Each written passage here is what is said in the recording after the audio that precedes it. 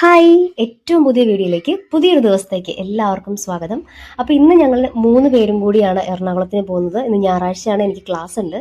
ബൈപ്പാസിൽ ഈ ഒരു ഭാഗം ക്രോസ് ചെയ്യാന്ന് പറയുന്നത് ഭയങ്കര ബുദ്ധിമുട്ടാണ്, ഒടുക്കത്തെ തണുപ്പാണ്.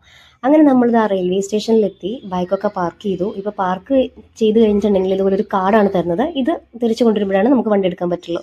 നേരത്തെ അതൊരു ടിക്കറ്റ് ആയിരുന്നു കേട്ടോ. അപ്പോൾ ആ കാണുന്ന ബിൽഡിംഗ് കണ്ടില്ലേ കരിഞ്ഞിരിക്കുന്നത്, അവിടെയായിരുന്നു ആ ഒരു കത്തിപ്പോയ 2 വീലർ ഷെഡ് ഉണ്ടായിരുന്നത്. അതിങ്ങനെ കാണുമ്പോൾ തന്നെ നമുക്കൊരു ചങ്കിടിപ്പാണ്. നമ്മൾ നേഹ വരുന്ന സമയത്തിൽ ഒരു ചായയൊക്കെ കുടിച്ചു. അവൾ നല്ല ഉറക്കമാണ്, വണ്ടിയിൽ വന്നപ്പോഴേ ഉറക്കം തന്നെയായിരുന്നു. ഇനി കുറച്ച് നേരം, ഒരു 7:15 വരെ നമുക്ക് വെയിറ്റ് ചെയ്യണം.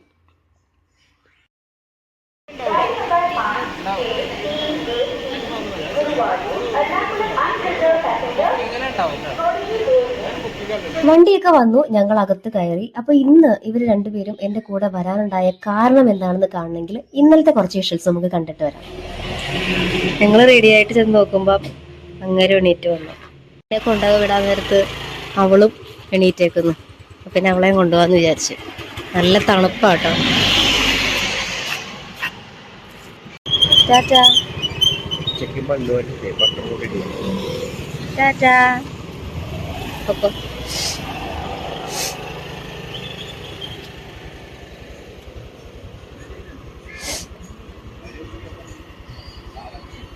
അപ്പൊ ഈ കാരണം കൊണ്ടാണ് ഇന്ന് എന്റെ കൂടെ വരാം എന്നിവർ തീരുമാനിച്ചത്. കുറെ ദിവസങ്ങളായി ഇവരുണ്ട് ഇപ്പൊ എറണാകുളത്തിന് ക്ലാസ് ഉള്ള ദിവസങ്ങളിൽ വന്നിട്ട്. വേറെ പ്രത്യേകിച്ച് കാര്യങ്ങളൊന്നുമില്ല, എന്നാലും എന്റെ കൂടെ വന്നിട്ട് കുറെ ദിവസമായി. രാവിലെ നല്ല തണുപ്പായിട്ടോ. അപ്പൊ അതിന്റെ ഒരു ഗ്ലാസ് താഴ്ത്തിയിട്ടതിന് എന്നോട് പിണങ്ങിയിരിക്കുക. അവള് സെറ്ററൊക്കെ ഇട്ടിട്ടായിരിക്കുന്നത്, പക്ഷെ ഞങ്ങൾ എല്ലാവരും ഇങ്ങനെ ചുമ്മാ ഇരിക്കുന്നതുകൊണ്ട് ഞങ്ങൾക്ക് ഭയങ്കരമായിട്ട് തണുക്കുമായിരുന്നു. അപ്പൊ അതൊക്കെ താഴ്ത്തിയിട്ടതിന് എന്നോട് ഇപ്പൊ കുറേ നേരം പിണങ്ങിയിരുന്നു. കുറച്ച് കഴിഞ്ഞപ്പോൾ അങ്ങനെ ഇരുന്ന് അങ്ങ് ഉറങ്ങി. അങ്ങനെയൊക്കെ ആയിരുന്നു. കുറേ നേരം എടുത്ത് അടിയൊക്കെ ഉണ്ടാക്കിയിട്ട് പിണങ്ങിയിരിക്കുന്നതാണ് കാണുന്നത്. പിന്നെ ഓരോരുത്തരായിട്ട് ഉറങ്ങാനായിട്ട് തുടങ്ങി. എന്റെ കൂട്ടത്തിലുള്ള എല്ലാവരും ഉറങ്ങി. ഞാൻ മാത്രം ഇങ്ങനെ മാനത്തേക്ക് നോക്കിയിരിക്കേണ്ട ഒരു അവസ്ഥ വരുന്നു. എനിക്കെന്തോ എത്ര ക്ഷീണമാണെങ്കിലും യാത്രയിൽ ഉറങ്ങാനായിട്ട് പറ്റത്തേയില്ല. അത് ഒരു കംഫർട്ട് അല്ലാത്ത കാര്യം.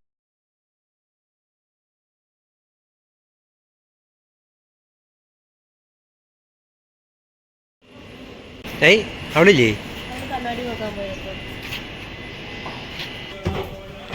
നടന്നു പോന്ന എസ്കലേറ്റർ ആരാണൊക്കെ ഞാൻ.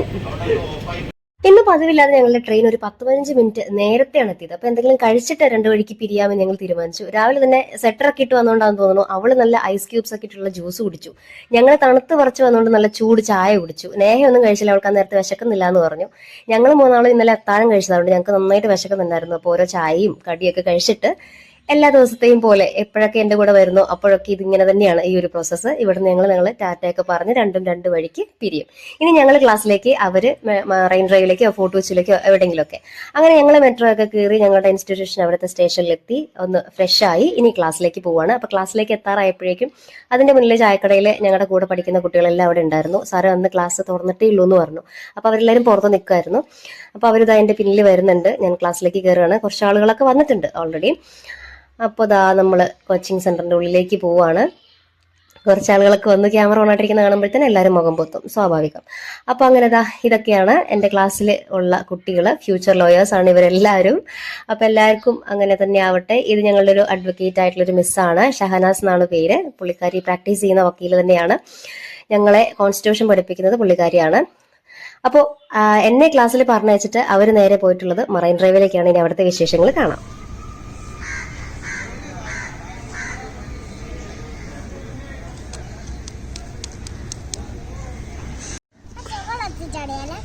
ആ നിനക്ക് നീന്താ, നിനക്ക് ആക്കെടുത്തിട്ടായത്. നിനക്ക് വെള്ളത്തിൽ ചാടി നീന്തറിയോ? എനിക്കറിയില്ല ചേട്ടാ. നിനക്ക് നീന്തറിയോ? ആരാ പഠിപ്പിച്ചത്? ആ എന്തിനകത്ത് തങ്കൂന്നാണോ പറയണേ?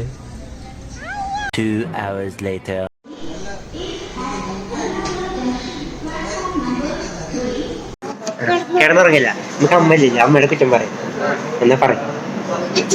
നിന്നെ ഉപദ്രവിച്ചതൊക്കെ പറയങ്ങട് നമുക്ക് എല്ലാരോടും പറയാം.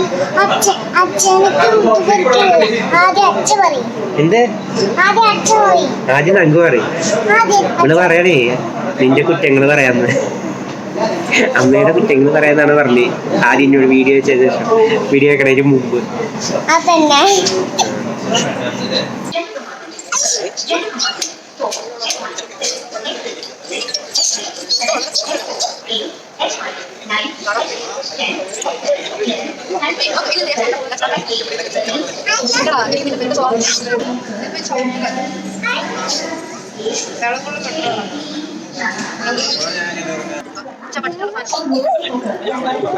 അവര് നേരത്തെ ടിക്കറ്റ് ഒക്കെ എടുത്ത് ട്രെയിനിൽ കയറി സീറ്റൊക്കെ പിടിച്ചിരിക്കുന്നത് കൊണ്ട് ഞങ്ങൾ ഇന്ന് നല്ല ലാവിഷായിട്ട് പയ്യെ സാവകാശമാണ് റെയിൽവേ സ്റ്റേഷനിലേക്ക് എത്തിയിട്ടുണ്ടായിരുന്നത്.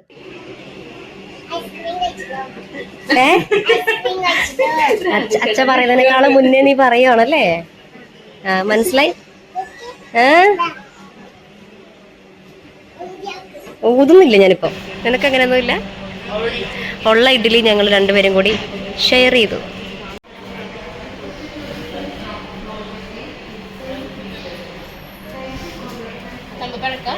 പിണങ്ങി. അവൻ ആരും ഇതിനകത്ത് കുറെ സാധനം മേടിക്കും, എന്നിട്ട് ഇപ്പം നമുക്ക് വേണ്ടെന്ന് പറയുമല്ലോ, അപ്പൊ അവന് കഴിക്കാലോ. അതെങ്ങനെയുണ്ട്? എന്താ കൊച്ചെന്താ മേടിച്ചത്? കാണിക്ക്. എന്താ അത് കാണിക്ക്.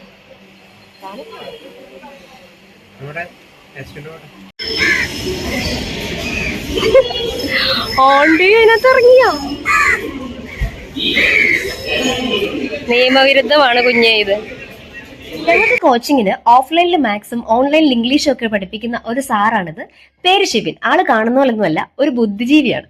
ഇന്ന് എന്റെ ഏറ്റവും നല്ല ബെസ്റ്റ് ഫ്രണ്ട്സിൽ ഒരാളാണ് അദ്ദേഹം. ഒരു പാവ മനുഷ്യൻ. ചേച്ചി കൊച്ചെന്ത് ചെയ്യുന്നു? കൊച്ചിനെ കാണാൻ ഇങ്ങോട്ട് വരാൻ നിന്നതാ. സാറിന്റെ ട്രെയിനിന്റെ സമയമൊക്കെ പോയി.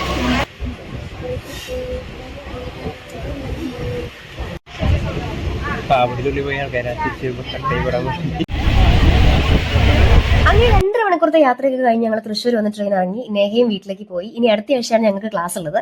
ഇന്ന് കലോത്സവത്തിന്റെ ലാസ്റ്റ് ഡേ ആയിരുന്നു. അപ്പൊ ഇന്ന് വിശിഷ്ടാതിഥിയായിട്ട് വന്നിട്ടുള്ളത് മോഹൻലാലാണ്. പുള്ളിക്കാരനെ കാണാൻ പോകണം എന്നൊക്കെ വിചാരിച്ചാണ് ഞങ്ങൾ ഇത്രയും നേരത്തെ ഇങ്ങോട്ടേക്ക് എത്തിയിട്ടുണ്ടായിരുന്നത്. പക്ഷേ ഓൾറെഡി റീൽസ് ഒക്കെ വന്നു തുടങ്ങി. നോക്കുമ്പോൾ ഒട്ടുക്കത്തെ തിരക്കാണ്. അങ്ങോട്ടേക്ക് പോകുന്നതിനെ പറ്റി ചിന്തിക്കാതിരിക്കുന്നതായിരിക്കും നല്ലതെന്ന് തോന്നി. പിന്നെ നമുക്ക് വേറെ സ്ഥലത്തും കൂടെ പോകാനായിട്ടുണ്ട്. അതുകൊണ്ട് വേറെ എങ്ങും പോകണ്ട എന്ന് വിചാരിച്ച് ഞങ്ങൾ നേരെ വണ്ടി എടുക്കാനായിട്ട് പോയി.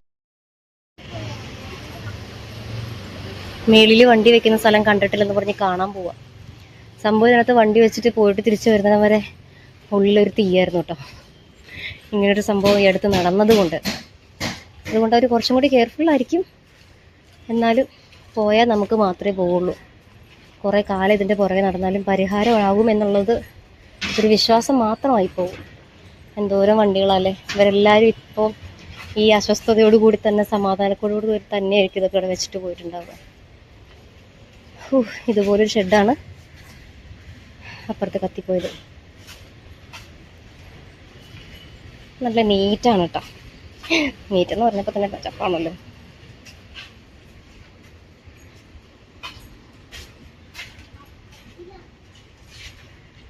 ഏറ്റവും ലാസ്റ്റ് എന്തൊരു എമർജൻസി വന്നാൽ എടുക്കാൻ പോലും പറ്റത്തില്ലല്ലോടാവേ.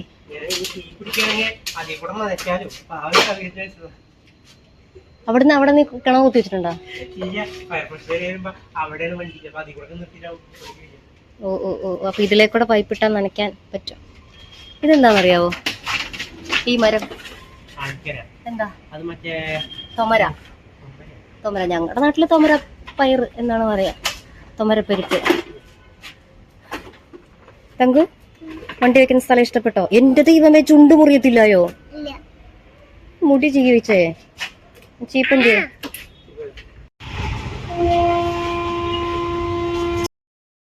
ചേട്ടയുടെ ഒരു ഫ്രണ്ടിന് വേണ്ടിയിട്ട് ഒരു കാറ് നോക്കാനായിട്ട് ഏൽപ്പിച്ചിട്ടുണ്ടായിരുന്നു. അപ്പോൾ അത് തൃശ്ശൂർ ഒരു ഭാഗത്താണ് ഉള്ളത്. അപ്പോൾ തൃശ്ശൂർ എത്തിയ സ്ഥിതിക്ക് അതും കൂടെ ഒന്ന് കണ്ടേച്ച് പോകാമെന്ന് വിചാരിച്ചു.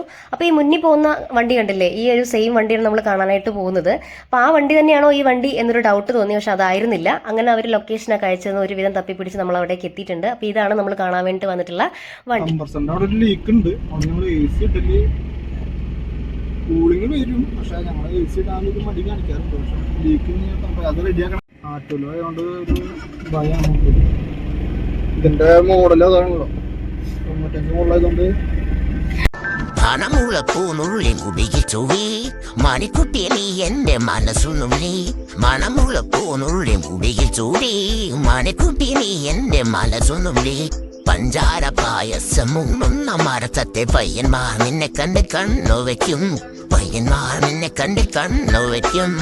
നമുക്ക് വേറെ പരിപാടിയൊന്നുമില്ല. വണ്ടി ഒന്ന് വന്ന് കാണുക, ജസ്റ്റ് ഒന്ന് ഓടിച്ചു നോക്കുക, എന്തെങ്കിലും കംപ്ലയിൻസ് ബേസിക് ആയിട്ട് അറിയാൻ പറ്റുന്നുണ്ടെങ്കിൽ അതൊന്ന് ചെക്ക് ചെയ്യുക, അതുപോലെ പേപ്പേഴ്സ് ഒക്കെ ഒന്ന് ക്രോസ് ചെക്ക് ചെയ്യുക, അത്രയൊക്കെ കാര്യങ്ങളൊക്കെ ഉള്ളൂ. അപ്പോൾ അതൊക്കെ നോക്കി വണ്ടി ഓക്കെയാണ്, വേറെ കുഴപ്പമൊന്നുമില്ല, അപ്പോൾ അതൊക്കെ പറഞ്ഞ് ഡീൽ ചെയ്തിട്ട് നമ്മൾ തിരിച്ചിറങ്ങാണ്. ഇനി നമുക്ക് വണ്ടീൻ്റെ ഡീറ്റെയിൽസ് പോയിട്ട് വണ്ടി എടുക്കാൻ ഉദ്ദേശിക്കുന്ന ആളോടൊന്ന് ഷെയർ ചെയ്യണം, അത്രയും കാര്യങ്ങളേ ഉള്ളൂ. അപ്പോൾ രാവിലെ നമ്മൾ അങ്ങോട്ട് പോയപ്പോഴും കണ്ട അതേ തണുപ്പുള്ള ഏരിയ തന്നെയാണ്, തിരിച്ചു വരുമ്പോഴും അതേ ലുക്ക് തന്നെയാണ് അല്ലേ. അങ്ങനെ ഞങ്ങൾ വീട്ടിലേക്ക് എത്തിയിട്ടുണ്ട്. എൻ്റെ പെറ്റ്സ് രണ്ടുപേരും കണ്ടോ, ഡോറിൻ്റെ ചുവട്ടിൽ തന്നെ ഞങ്ങളിങ്ങനെ കാത്തിരിക്കുകയാണ്. ആ ചുവട്ടിൽ നിന്ന് മാറത്തേ ഇല്ല, നിങ്ങൾ ഞങ്ങൾ വരുന്നത്